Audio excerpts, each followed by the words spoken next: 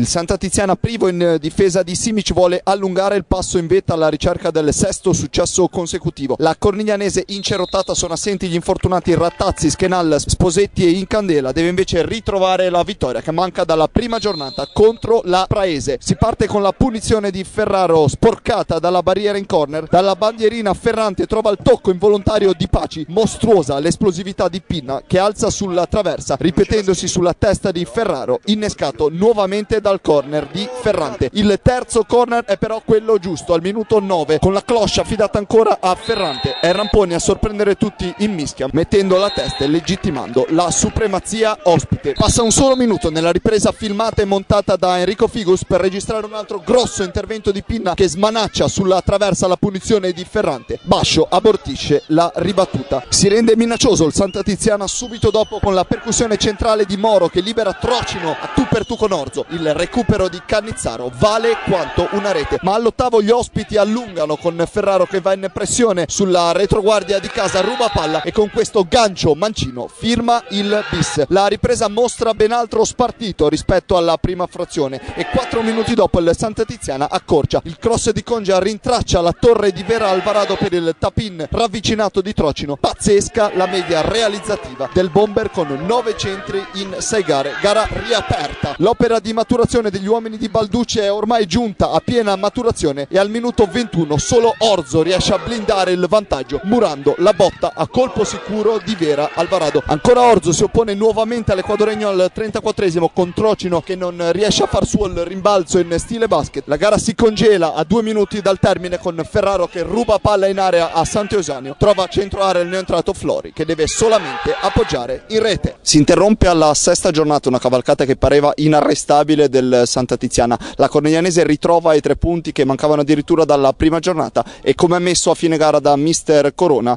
si ritaglierà un posto importante per la lotta alla promozione.